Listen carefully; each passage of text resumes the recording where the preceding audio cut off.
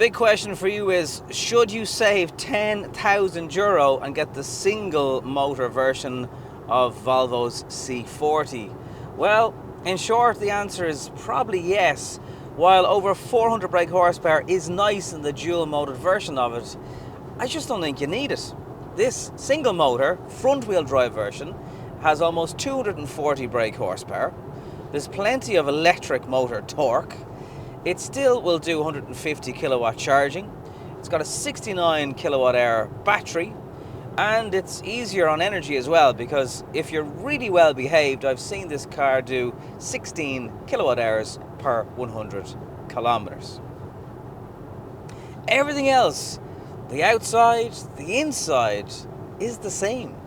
And if you want to have a look at the dual motor version of my review of the C40 from earlier on in the year, just hit that link there.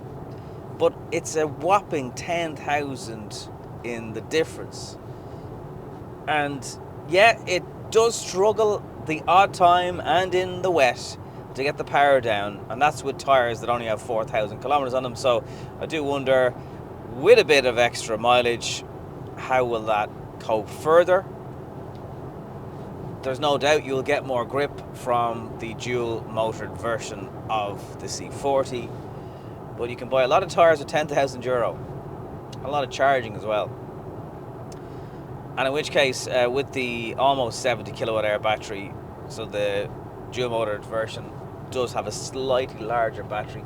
Volvo claim both versions will do over 400 kilometers. Real world, I think you're probably looking at about 350 kilometers from a charge. Now, don't get me wrong, if you do sustain motorway speeds, you are into the mid-20s kilowatt hours per 100 kilometers. So bear that in mind if you're wondering, would I be able to do my round trip journey of, say, 300 kilometers using a motorway?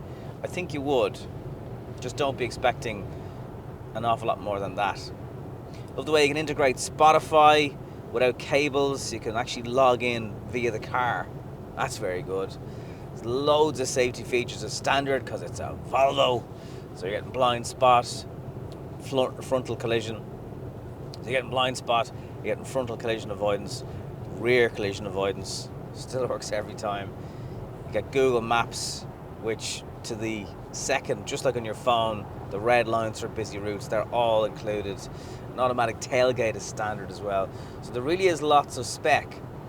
And as much as they've tried to design the car to deal with the extra weight of batteries and stuff, I just don't know if the car is really at its best with over 400 brake horsepower anyway. So, do you know what? Not only is the power in the front wheel drive more than enough for everyday use, like really more than enough, I think this car actually manages to cope with the power better, notwithstanding the little bit of loss of grip through the front wheels. But did I mention it's 10 grand cheaper? Because it is. There's 3 trim levels on the more expensive dual motor version. There's 2 on this. You'll know the car because it'll say recharge on the back. It does look good. It's very eye-catching. I get people asking me about this car all the time and doing double takes. But for €53,000 in a fully electric Volvo, it's something to think about. Did I mention it's 10 grand cheaper? Yeah. Just wanted to make a short video today to give you an idea. Is the single motor front wheel drive version enough? Yes. Relax, calm down, you'll be fine, and you've saved 10 grand. See you on the next one.